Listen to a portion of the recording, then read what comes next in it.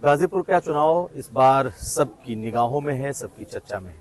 गाजीपुर से इस बार मनोज सिन्हा नहीं बल्कि उनके सहयोगी पारसनाथ राय चुनाव मैदान में हैं। लगातार चुनाव प्रचार कर रहे हैं और इस वक्त हम जिस गांव में पहुंचे हैं ये यादव बहुल गांव है। यहाँ पर इन्होंने चुनाव प्रचार किया है। पारसनाथ जी, स्वागत है आपका। सबसे पहले तो ये कि ये चुनाव कैसा है, क्योंकि ये कहा जा रहा है कि 2019 में यहाँ से मनोज सिन्हा नहीं जीत पाए। जी, आप कैसे जीतेंगे चुनाव? ये शुद्ध यादों का गांव है। आपने देखा ना कि आदरपूर्वक बुलाया हमको लोगों ने कि आप आइए और हम आपके साथ हैं। एक छोटा सा नमूना है आपके लिए। लेकिन ऐसे मेरे अनेक साथी हैं। मैं कॉलेज में प्रिंसिपल रहा हूँ और कोई प्रिंसिपल नहीं है कॉलेज का। ये पूरा जिला यादव बहुल जिला है, जो सब कह रहे हैं कि आप आइए, आपके साथ हैं। लेकिन 19 के चुनाव की बात कुछ और थी। सपा बसपा का गठबंधन था और प्रत्याशी के जाति का वोट कुल मिला के 50% से ऊपर हो गया था। उसको क्रॉस करना किसी के लिए मुश्किल था। लेकिन आज स्थिति बदल चुकी है। आज सपा बसपा अलग चुनाव लड़ रहे हैं। ओम प्रकाश राजभर जी, ये राजभर भी इस जिले में काफ़ी संख्या में हैं, जिनका सहयोग भारतीय जनता पार्टी को ठीक से है। उनका गठबंधन के साथी हैं वो। और चुनाव तो मुझे बहुत आसान लग रहा है। पता नहीं क्यों आसान लग रहा है, ये मेरा मन कह रहा है कि आसान है, उतना कठिन नहीं लगता। कठिन नहीं है, लेकिन यहाँ की जो डेमोग्राफी है, कहा जाता है, जिसका बात की आपने भी चर्चा कर ली कि यहाँ पे का जो समीकरण है वो आपके साथ आपके अनुकूल नहीं दिखता है। अब तो है ना अनुकूल। सपा बसपा अलग अलग हो गए, दोनों अलग अलग लड़ रहे। अगर पिछले बार अलग अलग लड़े होते तो मनोज सिन्हा जी पिछली बार 14 के अपेक्षा 19 में 1,48,000 वोट अधिक पाए थे। उतने ही वोटों से हरा देते उनको। बताया ना कि वो जोड़ बहुत बड़ा हो जाता है। गाजीपुर के जो जातीय समीकरण है, सपा बसपा का वोट और प्रत्याशी की जाति का वोट, दोनों बहुत बड़ा हो जाता है। वो 50 से ऊपर चढ़ता है वो। लेकिन इस बार मुख्तार अंसारी की मौत हुई जी, और कहा यह जा रहा है कि एक बड़ा तबका है जो मुख्तार अंसारी को अपना मसीहा, अपना रहनुमा मानता रहा है। आपको लगता है कि इस चुनाव में मुख्तार अंसारी का फैक्टर भी काम करे? अरे इतने लोग खड़े हैं।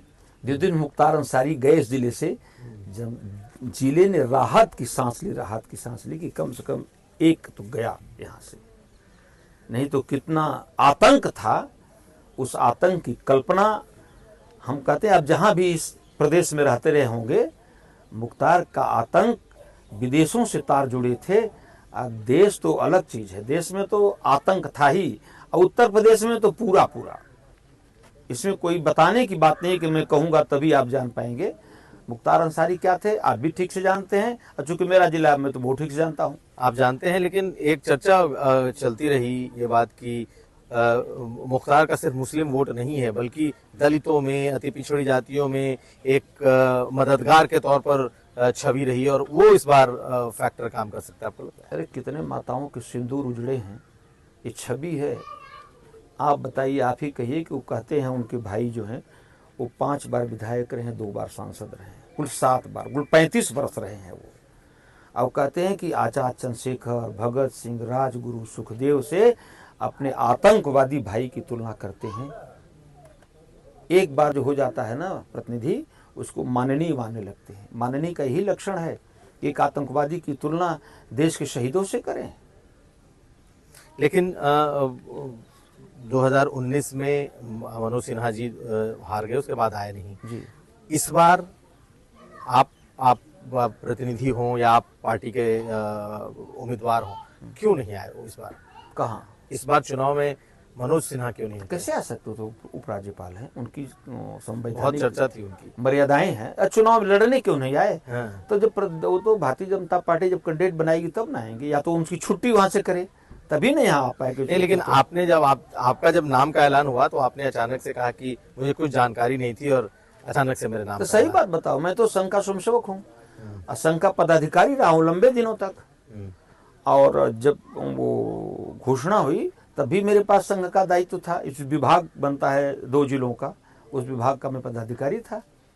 तो मुझे तो नहीं पता था कि हम टिकट भी लड़ेंगे, चुनाव भी लड़ेंगे। लेकिन अब संगठन तो संगठन है भाई। वो तो हमारे यहाँ तभी पता चलता है जब उद्घोषक घोषणा करता है कि अब आज से ये काम नहीं, ये काम आपके पास है। अच्छा सर, अब कुछ बातें विपक्ष की। विपक्ष ने इस पूरे चुनाव को कहा कि इस चुनाव में मुद्दा बेरोजगारी है, इस चुनाव में संविधान बचाने का मुद्दा है।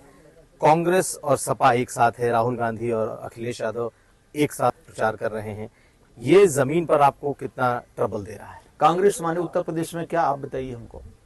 कांग्रेस माने उत्तर प्रदेश में क्या, हमारे जिले में कांग्रेस माने क्या? कांग्रेस माने शून्य, कुछ नहीं कांग्रेस माने। ठीक। अब बचा कौन? सपा बची। तो सपा तो उनके साथ ही है, और बसपा अलग है। तो सपा तो पिछले बार भी साथ थी, अब सपा बसपा अलग अलग है, ये तो पहले ही बता चुका हूं मैं आपको। तो लेकिन बसपा जिस तरीके से एक तरीके से उतना सीरियस चुनाव लड़ती नहीं दिख रही है, यहाँ हो सकता है आपको लड़ती दिखे, लेकिन जिस तरीके से मायावती ने अपने भतीजे को विड्रॉ कर लिया बीच से, आपको लगता नहीं कि बसपा का नॉन सीरियस चुनाव लड़ना समाजवादी पार्टी के फायदे में? कैसे? बसपा का नाम है कि हाँ बसपा लड़ रही है। आपसे मैं प्रति प्रश्न कर रहा हूं जी कि कल तक वो बसपा के प्रत्याशी थे, क्या बसपा के वोटर एकदम दिमाग से गए गुजरे हैं? कुछ नहीं, उनको मालूम है। कल तक वो बसपा के सांसद थे, ये पहली बार इस तरह बसपा का सांसद सपा का प्रत्याशी, ऐसा कभी सुने आप ही बताइए ना। बसपा से इस्तीफा कब दिया उन्होंने, आपको याद है? नहीं, बगैर इस्तीफा दिए उन्होंने चुनाव लड़ा। तो बसपा के लोग वोटरों को इतना बेवकूफ लोग मान ले रहे हैं, बसपा का वोटर तो उनसे बदला लेने के ठीक से तैयार है कि उनको सबक सिखाएंगे अब की बार।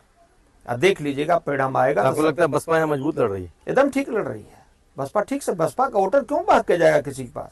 कभी गया हो तो बताइए, कभी नहीं गया। बसपा का वोटर तो अपने एकदम हाथी पर चढ़ा हुआ है, वो तो बिल्कुल नहीं हटने को तैयार है। लेकिन वही कह रहे लोग कि अगर बसपा लड़ती नहीं दिखी तो फिर बीजेपी का नुकसान होगा। क्यों? तो बीजेपी नहीं ले लेगी उसमें से, वो क्यों पाएंगे? वो तो धोखेबाज निकले भाई। धोखेबाज को वो तो अगर बसपा कहीं जाएगी तो भाजपा के पास आएगी, उनके पास क्यों जाएगी? संविधान का मुद्दा कितना आपको जमीन पर दिखाई दे रहा है कि 400 की सीट आएगी तो ये संविधान बदल देंगे, इस तरह की जो बातें आई हैं, ये आपको कहीं दिख रहा है जमीन पर? अच्छा, ये बताइए हमसे आप कि संविधान बदल देंगे, अगर उचित संख्या पार्लियामेंट में न रही होती तो हम धारा 370 हटा पाते? वही राज्यसभा में 5 संख्या कम थी, नीरज शेखर 5 लोगों ने मदद की राष्ट्रवाद के नाम पर। फिर भारतीय जनता पार्टी ने अपने वचन के पक्के लोगों ने उनको तुरंत सदस्य बना दिया, राज्यसभा में भेजा। तो संविधान की जो रक्षा कर रहा है, जो संविधान उस भवन के सामने शपथ लेने से पहले ही जो मत्था टेक रहा है, डॉक्टर अंबेडकर के प्रति आदर व्यक्त कर रहा है, वो व्यक्ति संविधान अनावश्यक रूप से क्यों बदलेगा? ये तो कॉमन सेंस है। ऐसा बिल्कुल कोई प्रश्न नहीं है कि 400 के पार का अर्थ है ना कि सरकार मजबूत हो। आज सरकार मजबूत है तभी सारे संसार के भीतर मोदी मोदी मोदी हो रहा है। 400 पार का कोई नेगेटिव नैरेटिव बिल्कुल नहीं है। बिल्कुल नहीं। और हम तो ये कहते हैं ना कि अब ये न पक्ष में रहना सीख रहे हैं न विपक्ष में रहना सीख रहे हैं। याद करिए, जब भारत पाकिस्तान का युद्ध हुआ था, आदरणीय अटल बिहारी वाजपेयी जी विपक्ष के नेता थे, तब उन्होंने कहा था कि कौरव और पांडव 100 और 5 थे, लेकिन जब दुर्योधन को पकड़ ले गया यक्ष, तो युधिष्ठिर ने कहा कि हम अब 105। ये भाषण है अटल जी का पार्लियामेंट में, कहा कि आज हम 105 हैं। तो पूरा देश आज एक साथ है। इंदिरा गांधी दुर्गा है, दुर्गा की उपाधि दी थी उनको। कम से कम एक बार तो कह देते कि हम लाल चौक पर झंडा फहरा लिए, मोदी जी आपका धन्यवाद करते हैं कि आपने लाल चौक पर ऐसी व्यवस्था कर दी। ये अभी नहीं सीख पाए, न पक्ष में रहना जानते हैं, अब विपक्ष में रहना तो एकदम जान ही नहीं पाए आज तक। आज हम उनका इंटरव्यू कर रहे थे, अफजाल अंसारी का, तो उन्होंने, चूंकि आप यादव बहुल गांव में हैं, तो उन्होंने आपके एक भाषण को कोट किया कि भाई जब ये आए तो इन्होंने कहा मैं चाणक्य हूँ और मैं नंद वंश का नाश मैं ही करूंगा। तो उन्होंने जोड़ा कि भाई आज के समय में यादव मोहन यादव उनके लिए कैंपेन करने आ रहे हैं, लेकिन देखिए वो इशारा कहाँ कर रहा है। अच्छा, ये बताइए कि नंद वंश और चाणक्य दोनों का कालखंड आप ही बताइए। ईसा पूर्व चाणक्य और नंद वंश। अजिस नंद बाबा, अरे कैसा गणित पढ़े हैं वो आदरणीय सांसद जी। एक द्वापर का और एक कलयुग का, दोनों में कितना अंतर है, उनको गणित आप ही थोड़ा पढ़ा दीजिए कि सांसद जी थोड़ा गणित भी जानिए। हजारों हजार वर्ष के अंतर को आप रामायण को महाभारत में, महाभारत को रामायण में मिला रहे हैं। कुछ तो जानिए, कुछ जानिए, सीखिए।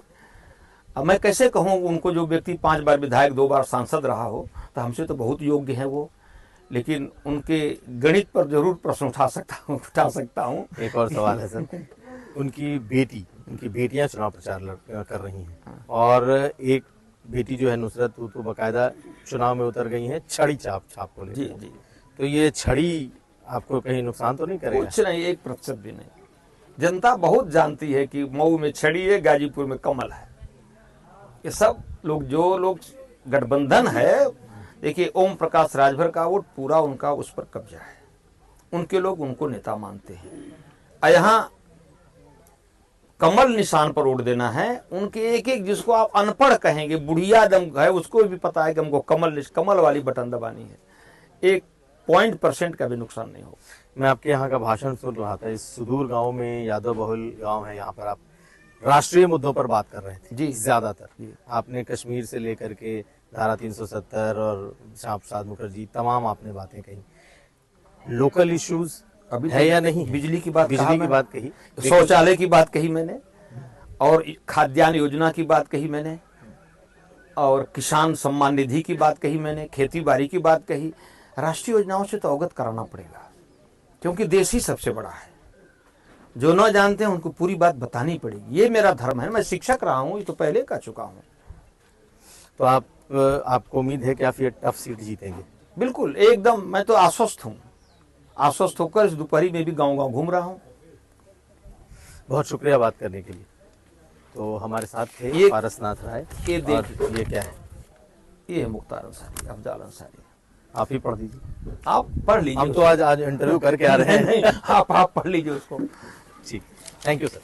बहुत तो हमारे साथ थे पारसनाथ राय, जो कि इस गांव में थे, और अभी इन्होंने राष्ट्रीय मुद्दों से लेकर स्थानीय बातों तक सब हमारे यूपी तक कहा। कुमार अभिषेक।